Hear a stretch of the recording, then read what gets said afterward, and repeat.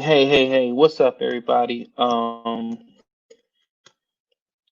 It's real time with Prince Blue. This is an emergency episode because today is October the 26th. I kept getting what's up, Mustang? I kept getting some questions about the recent Philly shooting, and people naturally, because I'm a retired police officer, they asked me what I would have done in that situation. And I get asked that a lot, and you can't tweet it because you don't understand context, you don't understand what exactly it is I'm trying to say. So, and there could be no misconstruing of what I'm trying to say. So that's why I'm doing it verbally and as a live stream.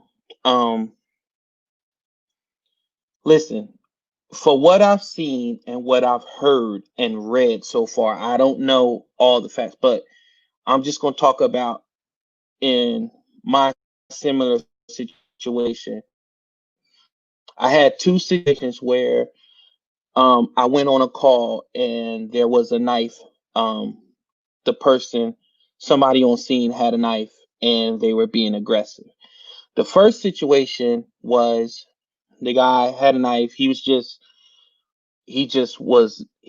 upset with his grandmother, and I came in. He was at the top of the steps with a knife pointed towards his grandmother, and his grandmother was trying to plead to him to put the knife down.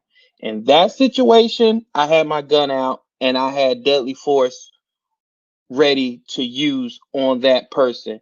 Why did I have deadly force on that person? Because there was somebody else involved. There was the grandmother involved, and if he would have took a step towards her and killed her, I would have been not only responsible for everybody on that scene, but I would have been responsible for that grandmother that would have no longer been here. However, I had deadly force on him. I had my gun pointed to the young man, and as I was doing that, I was talking to him, plead for him. Son, put down the gun. You don't want to do this. Just put it down. Come down the steps. We'll talk to you. I can't talk to you up there. I can't talk to you while you're wielding that knife at everybody.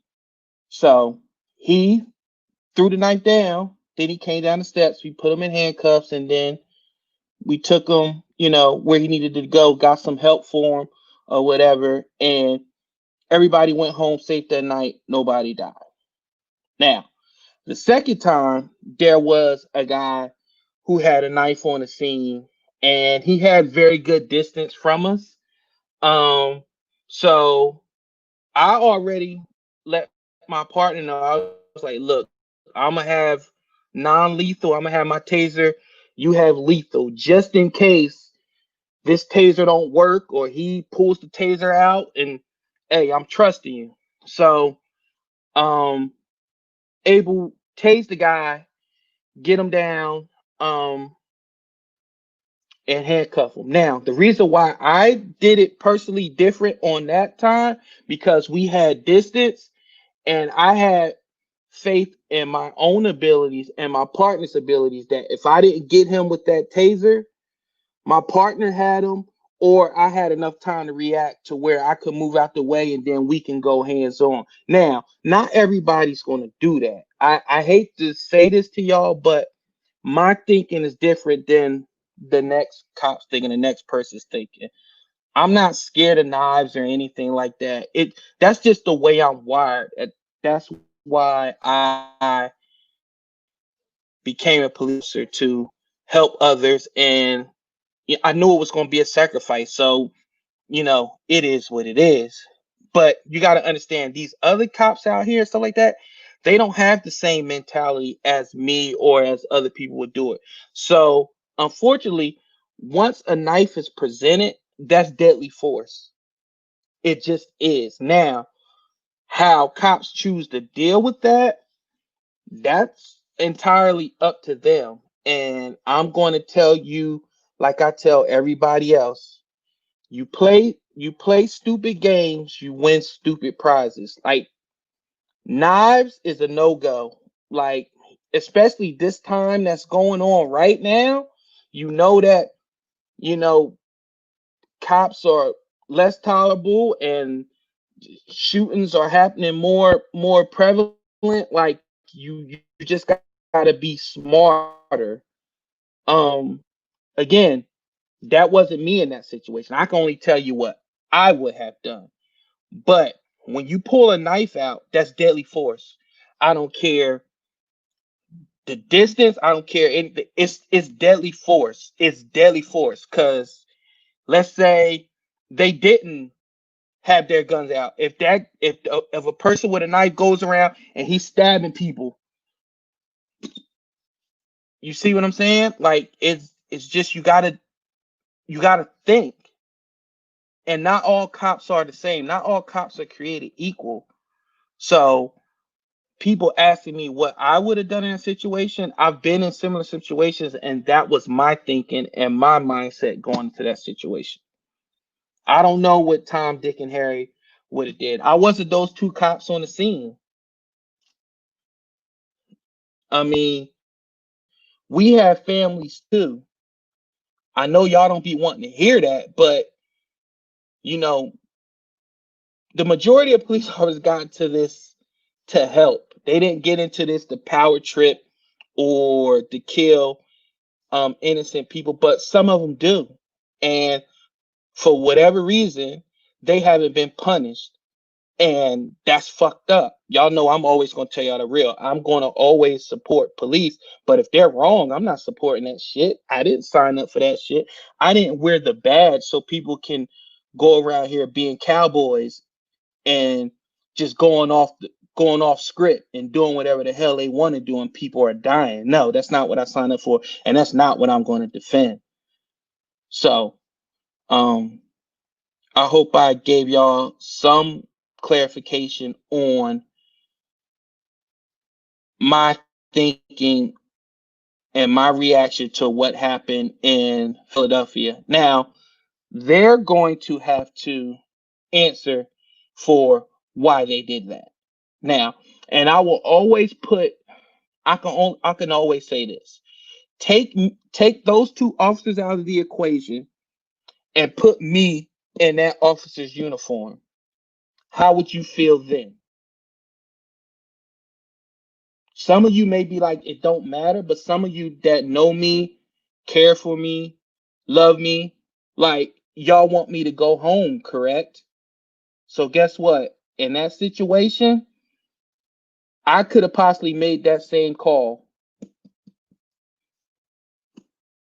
I'm going home. I'm not about to wonder if social justice people or people who want a Monday morning quarterback um will talk about on social media. Who's going to give my wife and kids a coin, the folded flag over my coffin? Who? Who's going to take care of my family if I'm not here?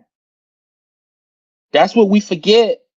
That's what we forget. Like I know, trust me, I know that there's some hucked up and unjustified shootings out there, but it's now got to the point that every shooting is unjustified, and that's not true. You can hate me all you want. You can disagree with me. That's fine. We all have opinions, and I take mine. I have a unique position to where I could do it from all sides. Um, you can be you can do it however you want to do it, but I'm a black man, I'm a former police officer, and um Rosa, I know you want to be on it because you close. You as close as any hell, you closer than me. I'm not in Philly. You know. And if I'm thinking right, I know you feel a certain way about how you would approach that if that was OG out there. But white officers have put themselves in a bad spot to where anytime there's a shooting of a black man, there's going to be scrutiny. And guess what? That's your fault. What can I tell you? It's your fault. It's your fault. All these unjustified shootings and bad shootings, you earned this and you got to live with it. It's like being in a bad relationship. It's like being in a relationship when you cheat. If you choose to stay with that woman, if you choose to keep wearing that badge, guess what? You're going to keep hearing it. Every time you do something, it's going to be second guessed. And guess what? You better have thick skin. You better be on your P's and Q's. That shooting better be beyond justified. And guess what? Even if it's 100% justified, you better be prepared for people to be like, bullshit. What up, 215? You better be ready. So guess what? And here's the rare occasion where guess what? I can't fault my people. Justified or unjustified. I can't fault my people one bit for being upset. We've seen it too much. We've seen it too much. And it's been blatant and disrespectful in our faces. What do you want me to do? Should have thought about that with the first 100 unjustified shootings. Hey, when it comes time for us to really be justified, nobody's going to believe us. So that's just my opinion and my reaction to what happened. A knife was involved. It was deadly force. But guess what? Me as in that same situation probably would have went different. 9 out of 10 it would have went different because me, his distance, him running around in circles. I mean, what was he? He to me, he was a threat to the pavement. I mean, out. I probably would have had my taser out, lit him up with the taser. If the taser don't work, then we go to other means. But you know what I'm saying? But if he's charging at me, um, I know you will, Rosa. That's why I put down I preface all this with I wasn't there. I don't know the whole story. I don't know what happened before. I don't know what happened after. That's why I spoke on me being in similar situations with people with knives. For some reason, Rosa, people think that knives aren't deadly force. I don't. I know you've probably heard differently. I mean, not differently, but I know you probably heard the same thing where people like it was just a knife. Like, but I know if somebody pointing a knife at OG, you want him and damn what everybody else talking about. So that's all I'm saying with that. And I hope everybody have a good night. Um um Rosa, what you mean that's far from the truth about knives? Oh, you saying that knives well okay. You're saying that knives are deadly force or are not deadly force? No, I think you're saying they're not. They are deadly force. Yeah. Yeah, people say that knives aren't deadly force. They be like, Rosa, yeah, Rosa, like I know you've heard plenty of stories from OG to where you get somebody that's tweaking and you shoot a taser in them, they got a knife and they walk right through the taser. They walk through the pepper spray. They've still been able to put knives in officers and things like that. That's what I'm saying. Knives are deadly force. Like I don't know why people um say that, but again, Rosa, I would have loved to have your perspective on it. Maybe we could hook up later. We'll get a time offline to where you and I could discuss stuff like this because I really want to hear from your perspective too, as a spouse of somebody who puts their life on the line every day. Like, you can speak to it much as anybody. Like, you don't ever want that phone call, that knock on the door.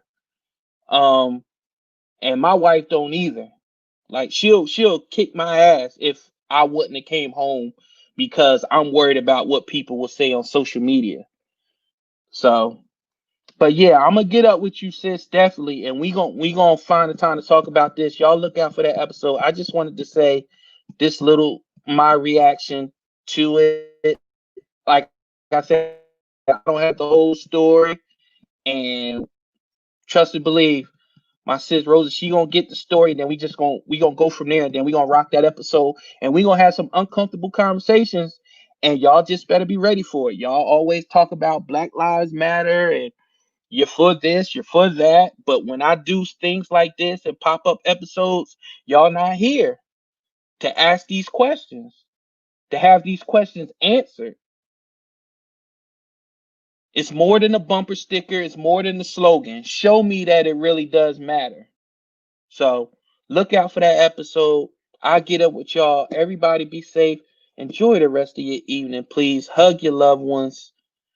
Um, just be good to each other, man. Just life is too short. I don't want to see any of y'all on the news for something stupid. Like it's bigger than this. Love you too, sis. It's bigger than this. It's I mean, it's just I'm tired and I don't that's all we see. And I'm sick of it. So the next time I say I'm gonna have an episode where it's gonna be uncomfortable, have y'all asses there. Cause I'm gonna be there. All right, y'all. Be good. I'll catch y'all later.